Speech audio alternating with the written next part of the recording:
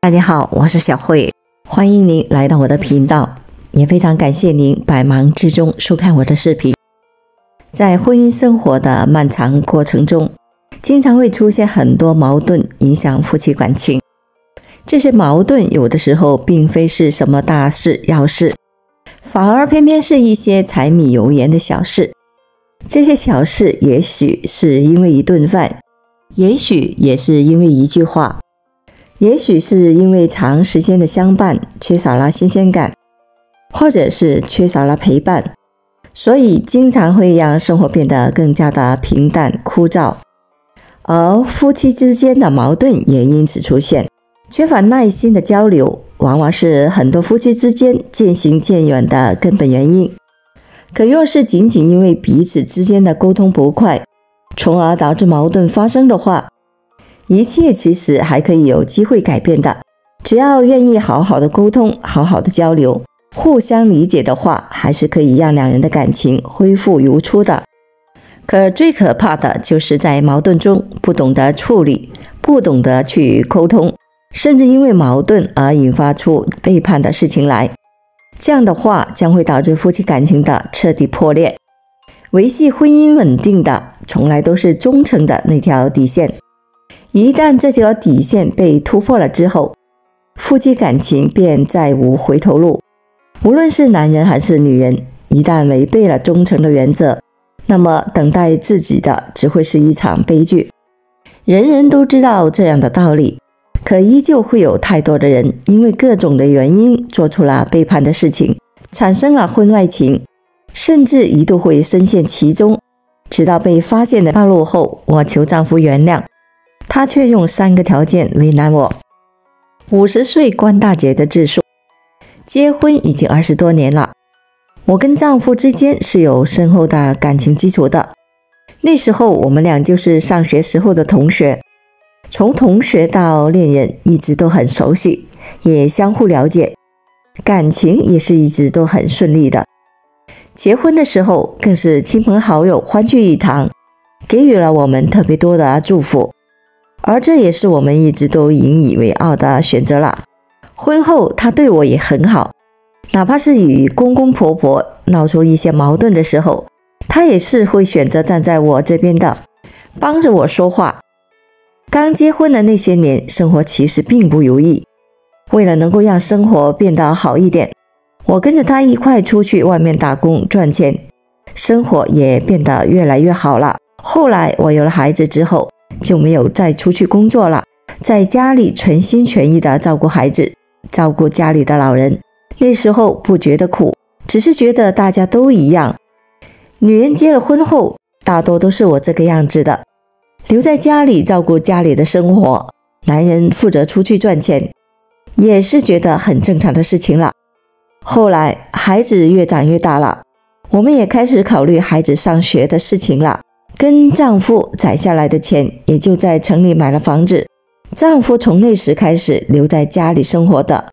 学会了开车，有了驾照，在本地开始送货赚钱。那些年日子是越过越好了，他开车送货赚了不少钱，而我也开始在外面找工作，虽然赚的不多，但是好在能够贴补家用，日子也是很满足的。可是日子变好了，夫妻感情却越来越差了。不记得从什么时候开始，我们俩的争吵越来越多，大事小事都会吵，哪怕是做饭做得不合口味也会吵架。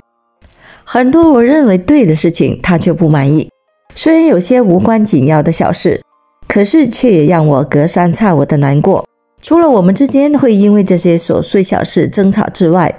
更多的还是那种腻了的感觉。或许是因为生活的时间太久了，或许是因为争吵变多了，所以他对我的关心也越来越少了，甚至经常对我也是不闻不问的。年轻时他还知道给我买衣服买好吃的，后来这事一点也都没有了。每次埋怨他的时候，他都说老夫老妻了，不需要这些事情。时间一长，我也就习惯了，对他不再抱有什么期望。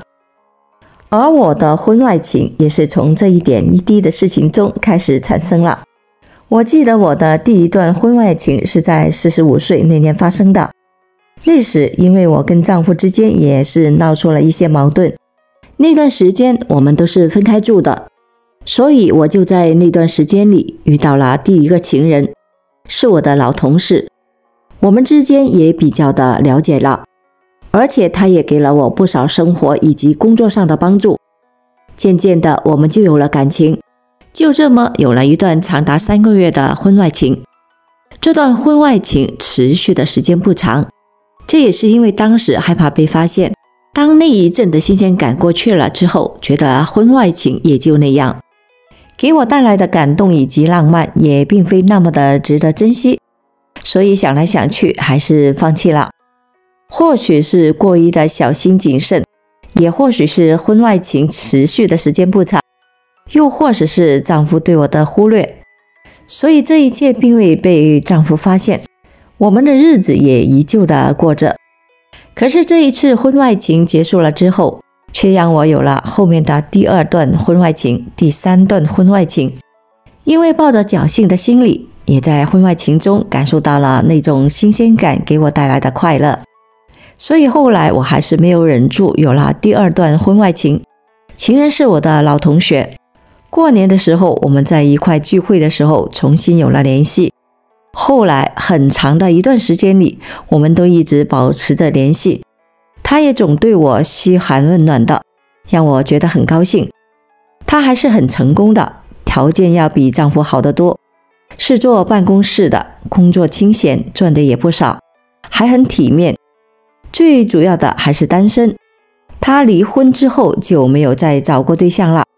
让我还觉得挺想跟他在一起过日子的。他的条件好，对我又好，我一度想着为了跟他生活也离婚算了，反正婚姻让我失望了，我应该找个更爱我的人。不过这段感情到最后还是失败了，因为相处了一段时间之后，他也明确地告诉了我不会娶我，让我觉得挺难过的。就这样我们也结束了这段婚外情。再后来我有婚外情的时候，也只是享受对方给予我的感动以及浪漫，也不会再像以前那样去考虑结婚的事情了，甚至还说服了自己这样的生活状态挺好的，有稳定的家庭，也有人能够给予我关心，给予我照顾，肯定是很满足的。丈夫给不了的关心，情人给了我，就这么一直都维持着2段关系。可就在我以为我掩盖得很好，不会被发现的时候，却还是露了馅。丈夫看到了我的手机消息，也看到了我出轨的证据。当他气势汹汹地质问我的时候，我脑子一片的空白，就好像是自己的天塌下来了，一个劲的希望他能够原谅我，还有一个劲的为自己解释。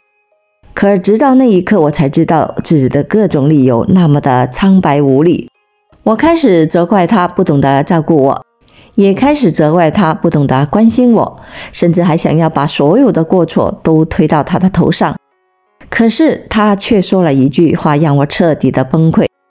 他说，我就算对你再不好，就算再不关心，但是你出轨是事实，这是背叛，没得原谅。我无话可说，只剩下了悔恨。我不想离婚，我也没考虑过离婚。50岁的年龄了，这日子都开始过余生了。如果现在离婚，我连个住的地方都没有，甚至因为这事离婚了，我还会被亲人嫌弃，被朋友远离，连孩子都会看不起我。我越想越害怕，我越想越担心，悔恨的泪水就从来都没有停下来过。那几天我一直都在求他能够再给我一次机会，也一直都在求他可以原谅我一次。终于他还是原谅我了。他说，我也知道这些年咱们过得不容易，我也知道咱俩这些年争吵挺多的，我也对你缺少了关心，但毕竟过了半辈子了，要是离婚了对谁也不好。我原谅你，愿意给你一次机会，但是我有3个条件，你必须答应。眼瞅着他松了口，我也赶紧说点头答应。可是他接下来说的条件却让我进退两难。他说，第一个条件，写一个保证书，以后家里所有的财产跟你无关，无论是咱俩之前的存款还是以后的存款，都跟你没有半点关系。如果咱俩继续的生活下去的话，日子照样过着，该花的钱我也会花，需要花钱的地方我也会同意，但是这钱都得跟我说清楚，说明白，我同意了才行。第二个条件，以后出门除了上班之外，其他的事情都要告诉我，无论是出去跟朋友吃饭还是出门买东西，都要提前告诉我一下，这也是必须的。你别怪我不信任你，发生了这事我也对你没有半点信任了，手机什么的也告诉我密码。第三个条件，如果有一天咱俩走不下去的话，要离婚了，你跟孩子说清楚，我不想被孩子怪我不讲情分，你主动跟孩子说清楚，孩子也不会怪我。咱俩能走到这一步都是怪你，我没有办法改变，以后能走到哪一步就算是哪一步了。我听了他的条件之后，为了能够继续的生活下去，赶紧点头答应。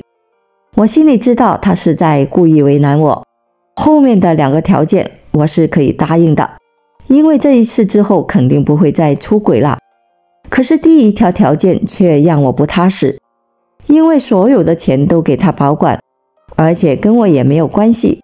这以后不管发生了什么事情，我都在家里没有话语权，哪怕是给自己买件衣服都没钱，还得看他的脸色，所以心里始终不是滋味。但是当下为了踏实的生活，也只能够如此了。